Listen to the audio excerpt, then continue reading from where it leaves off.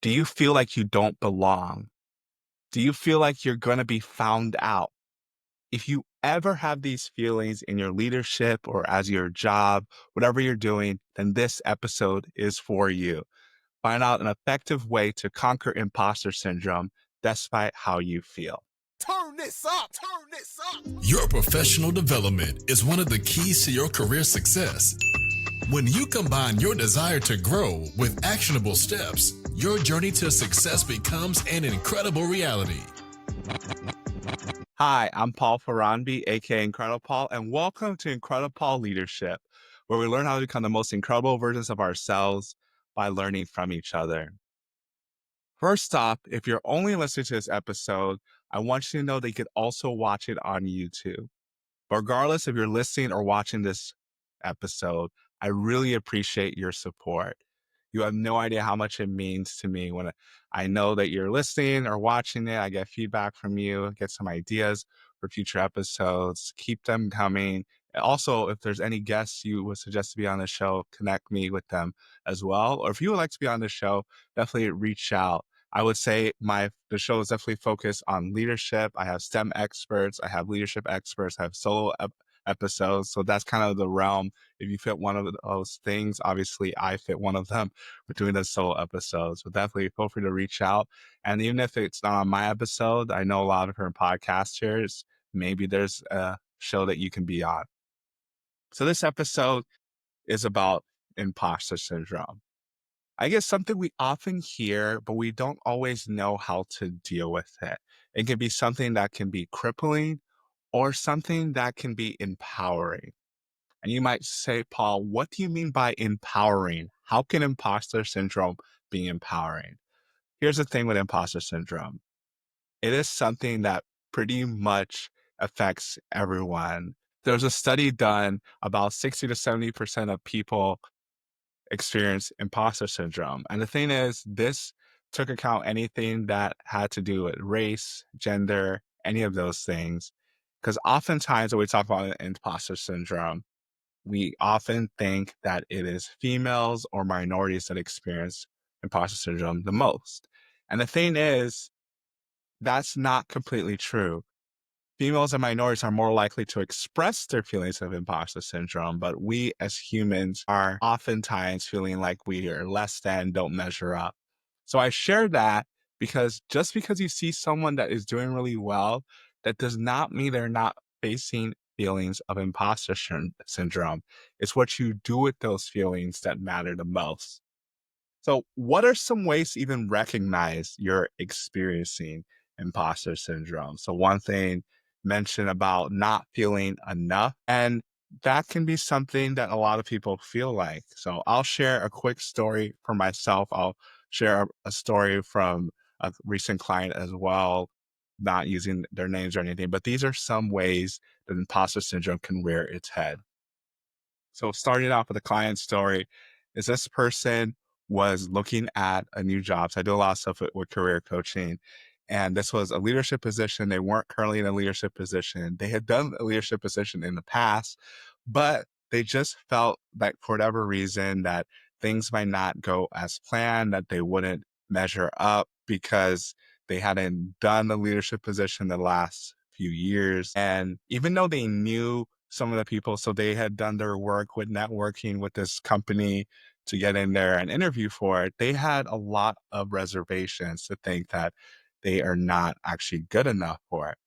And the funny thing is that they were getting the interview. So that's the key thing with imposter syndrome is when you are having those feelings, look at the data, look at the facts. If you are getting interviewed for a role, then that company or that person feels that you are the right person for the job. It is up to you to disprove them, or maybe another person might be a better fit. Here's what I tell people when I'm career coaching is that you are interviewing a company as much as the company is also interviewing you. It's a mindset shift, and it takes some time. It takes repetition because we can get in our heads. We can feel like we don't measure up, all these different things. But really being intentional about saying like, hey, this company chose me for this interview. I'm going to put myself in a mindset that I can do this. I have done this before in the past. So that's one example of imposter syndrome. Like maybe you've done something before, you haven't done it in a while, you just feel like you're not going to be good enough. The other one is something that I face, and honestly, it rears its head from time to time. I do a lot of stuff in the nonprofit space. So I lead NALA STEM, the National Alliance Leading Acceleration of Science, Technology, Engineering, and Math. And a lot of times I can feel imposter syndrome when I'm working with different colleges or universities, or even with the National Science Foundation, because I am talking with people who have PhDs, have been working in academia 20 plus years, sometimes 30 years. And I am working on different programming. I'm working on how my nonprofit can support them and do different things, whether it's conferences, workshops, and really working on building this community.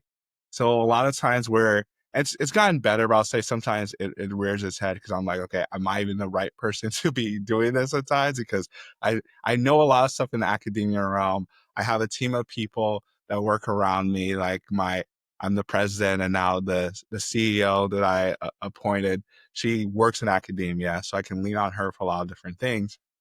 So I would say really being intentional about like keeping the people around you. And that's something I face. And I'm someone that talks about imposter syndrome all the time, and I'm really mindful of it. And that's why I can recognize those feelings of maybe I'm not the right person, as no, it's not actually true. I've been doing this, leading this organization for coming up on 5 years. We've done a lot of incredible things.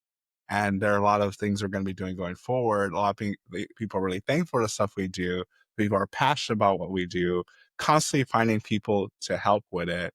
Because right now with the nonprofit, all of us are helping on a voluntary basis. Like occasionally, like if there's speaking opportunities, we can get paid for it or we get paid for travel. But all the admin stuff and behind the scene things, like we don't get paid for, at least for a time being. We're working on some stuff with grants and funding. So if you are passionate about helping to unite, support, and build community among all historically excluded peoples in STEM, definitely love a donation from you. So shameless plug for NALA STEM. But that's a little bit there with the imposter syndrome. So one thing I want to highlight in both of those situations, with my situation and then a client most recently, is that oftentimes imposter syndrome can strike people who are doing a lot of things or have done a lot of things in the past. It is the seemingly Dunning-Kruger effect about the unconscious incompetence to the conscious unconscious competence.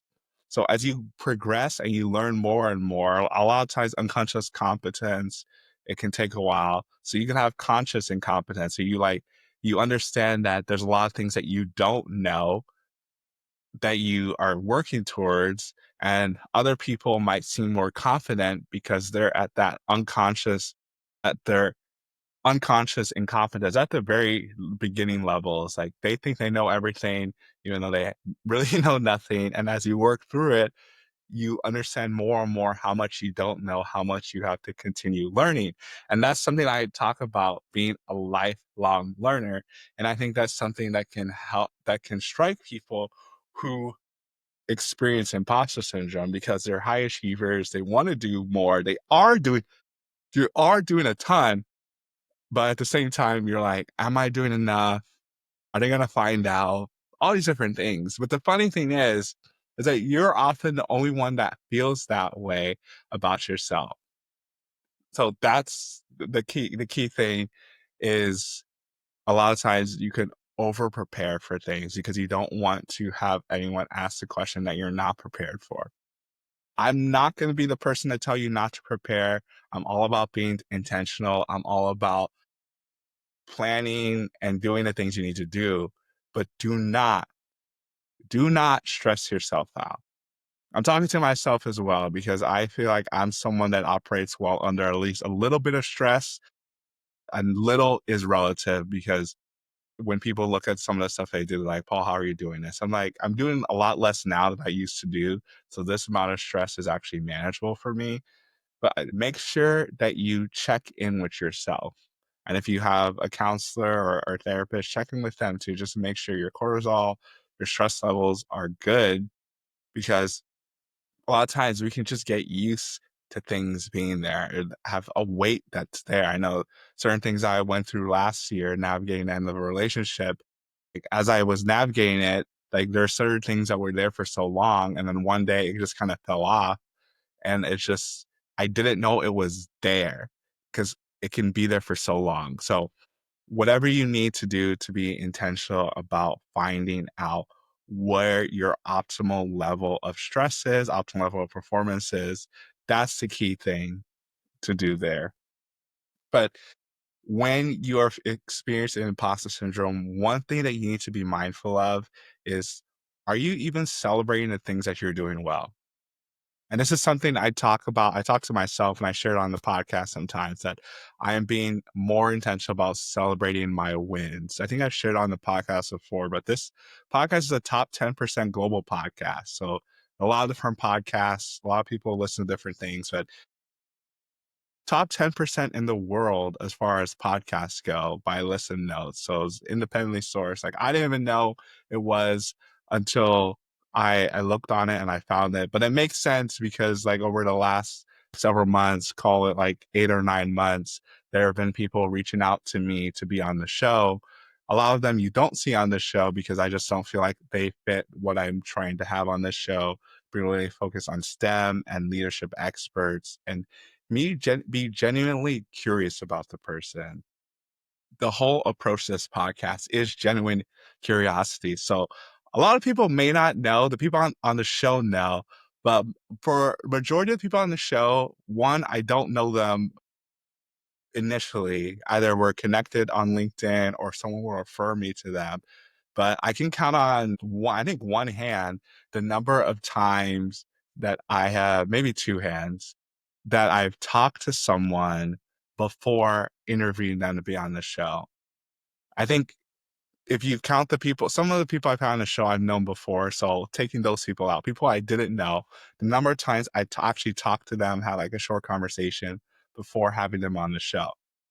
And a lot of people don't realize that. Like we'll have short conversation, like maybe we'll talk for 2 or 3 minutes before we hit record. I try to keep it really short, conscious of their time. But that is something that I've realized that it's a gift for me. And I tell people it's a gift because it's not something I did anything to receive. It's just something that God gave me and I'm walking in it. I've definitely worked to develop it, but I'm able to connect with people fairly easily. And then I'm also intentional about who I'm connecting with because sometimes I can connect with people that don't necessarily connect with me as far as what I want to do or my values or things like that. So depending on where I'm at, like on the show, I can do it fairly easily. But like outside in the world, sometimes I find myself like almost being like a smaller version, more reserved version of myself at times. And I've also mentioned that I'm an introvert. So depending on where you find me, like if I'm in a networking zone, networking place, I will be super focused on networking and all those things. So I took a tangent there to talk about that, but look at the things that you're doing well and make sure that you talk to people about it too. Because a lot of times we are our own worst critics. So making sure that you are looking at the facts, not looking at what you're telling yourself. Because if you're a naturally judgmental or critical person, you're always going to think you're not doing well.